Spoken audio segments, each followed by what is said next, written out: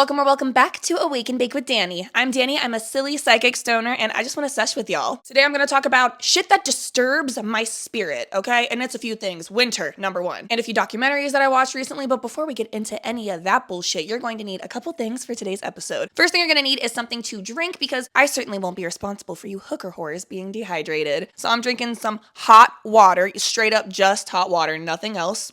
And then if you partake in gardening, like the internet makes us say, make sure that you have something to hit or puff on or whatever the fuck. This is my Classics Blue Crack little disposable boy. All right, y'all, forgive me. I'm here to talk some shit. So first of all, let's start out with, I watched 2 documentaries since I last saw y'all. The first one I watched, which, by the way, now these documentaries have almost nothing in common. Some would think they're not similar whatsoever, but this pattern recognition queen, I peeped it. Yes, they're very different, but what they have in common is that it has to do with men who think that they're untouchable, they have a god complex, the rules don't apply to them, they're bigger than the program, and then also men's ego and manipulation and control and how it's ultimately their downfall. Yes, I did watch the Diddy documentary for anyone else who did. The Reckoning, produced by 50 Cent, I believe. Here's the thing. Perfect example. This man basically documented his own downfall. He had no fucking shame. He would do whatever the fuck in front of God and everybody. Videotaping shit, whether it was for blackmail or his own pleasure, I don't know, but why would you do that? So videotaping shit, dropping hints and like code words in public, beating the fuck out of people. And here's the fucking thing. A normal evil person, like the ones that walk among you and I every day, they're not documenting their evil activities because they don't want motherfuckers to know that they're evil. That's how they remain being able to do evil shit. They're sneaky with it. What I'm trying to say is a lot of fucking criminals are more private about their illegal activity. They don't broadcast it as much. Oh, but not the diddler. He thought he was bigger than the program, you see. He documented all of it. He had no shame. He'd do it in public. He doesn't give a fuck. And look, did he have a pretty successful career and life for the most part? Yeah, he did. He got away with it for way too long. But karma does catch up to you, bitch, okay? And did. And you know, I still don't think he got a good enough sentence, but I trust that the universe will handle the rest of it. I also found out that people in his like circle who knew what his dick size was, who have seen it before, and many people have, called him itty bitty Diddy. Oh my God. Speaking of God, yeah, Diddy, you are not God. You're also low-key not even talented, and that's why I think he uses like fear and power and all of that to control people. But it's like anybody can shoot somebody or threaten to have them killed. You still can't rap though, my dude. Take a hit.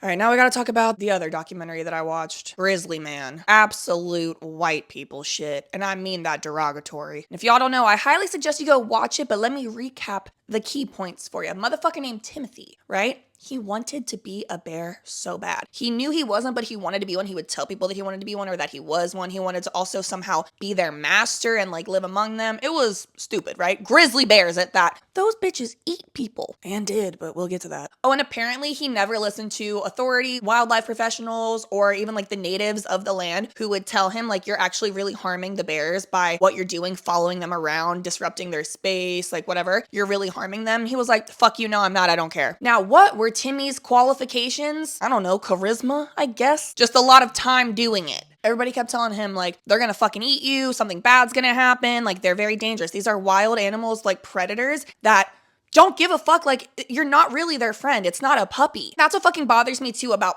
people that just, like, think that, again, they think that rules don't fucking apply to them. Not everything is meant to be fucking domesticated and made into your little fucking pet. Why can't you respect that you're going into the bear's home? Which, he's like, I do respect it. I would never shoot a bear. I'd never kill a bear. I'd never go into its home, and then if it attacks me, try to kill it. Like, and now you're dead. Because after 13 years of that shit, one of the bears who he's known for forever fucking ate him and his girlfriend alive. He even got his fucking woman killed. And apparently she was more cautious than him. She wasn't really always trying to get up close to the bears like that. Look what you fucking did because you thought you had a god complex. Rules don't apply to you. You're bigger than the program, motherfucker. You're not. Now you in a bear stomach. I was sitting there thinking too, because like Amy, like the girlfriend, she didn't run. She tried to save him and help him, even though I guess he was like, there's an audio tape of it, which is apparently horrific, and they won't show to the public. I think maybe a few seconds of it have been like released, but not all of it. I don't know. But I guess you can hear him in it telling her like, go away, run away, like get away, and like to save herself, but she was trying to save him. And I was sitting there thinking, damn, what would I do in that situation if it was like me and Isaiah? Like, what the fuck? Oh, wait. Zay would never put me in that dumbass, dangerous fucking situation. And to be clear, I am very sympathetic and empathetic to mental health problems because clearly something was going on with this motherfucker. But it gets to a point right? I had to hold his hand with a napkin in between when I said this to his spirit. You are playing in bear poop and bear carcasses. You've gone too far. You've lost me. So yeah, both of those documentaries disturbed the fuck out of me, disrupted the fuck out of my spirit. I don't like that shit. Please take a hit. I need a palate cleanse, and then I'm gonna talk about some more shit that disrupted my peace. Now, this next one is a little controversial, right? Don't be mad at me, okay? I'm not a nature girl, so that's why I'm like nervous to speak on it, but oh my God, I recently got hip to what the fuck the Mount Everest situation is. It's literally just like, it's always been there. This has always been a thing. But, that's not really how I think I would use my free will. And low key, I think it's a little fucking selfish that anybody does it knowing that they might die on there, and then they're gonna have to fucking send helpers up to fucking get you, and they might die trying to get you, which apparently now there's a certain point where they can't even send them up because you're probably gonna die. So they're not even gonna send them to save you. So it's like, why would you do that? And then I found out that they use like the human bodies that have already passed as trail markers for a lot of stuff. And so they have names: Sleeping Beauty, Green Boots. If I died on a mountain and I was used as a trail marker as anything other than Danny Watson, that really cool fucking stoner psychic dancer chick, imagine they were like, oh yeah, there's I don't fucking know, Nick Slipliner over there. No, imagine I'm wearing like a pair of shoes that's just for the hike, but I don't even like those shoes, and then they just start calling me by the shoe. Like they're like, oh yeah, there goes Snow Boot over there. The disrespect. And I also think a lot of people just do it for attention, because would you climb that if you could not tell a soul? Well, yeah, I think you would probably just do a different hike, one maybe perhaps less deadly. And then I found out that it is wildly fucking expensive to even do. I'm sorry. I'm paying thousands of dollars to hike a mountain that's just like part of Earth, and I'm possibly gonna die. There's honestly a 50-50 chance. That's not all though. I'm gonna see dead bodies along the trail or on the sides of the trail. That's not all though. I'm then gonna have long-term health complications for the rest of my life. You know, I'm not using my free will that way. It disturbed my spirit, but I guess do you. Take a hit. I do not want to become that YouTuber that's always talking about cannibalism and conspiracy theories, but bitch, I just learned that cannibalism is not illegal in the United States, except for in Idaho, because I guess they had a problem with it. It's getting a little too prominent in Idaho. Now, here's the thing. The process to get to cannibalism, like murder, dismembering a corpse, like all of that shit is illegal, but actually eating human is not illegal. Here's what I hear when people say that. Oh, okay. If someone can just like, I don't know, someone else can kill somebody, or maybe it's an already dead body and then they're gonna cook it up or whatever. I had no part in that, but I do know it's a person. I might not know where it came from, but if I have a weird fetish and I want to eat people, I can. And like my husband was explaining how it would be really, really, really hard for it to happen without you breaking some kind of law, but at the same time, not impossible. Only in America, only in the US do we say, eat your neighbor, deport your community. And let's talk about community for a sec. Not even the broad sense of community, friendship. Let's just talk about people in your specific friend group or life, whatever. I saw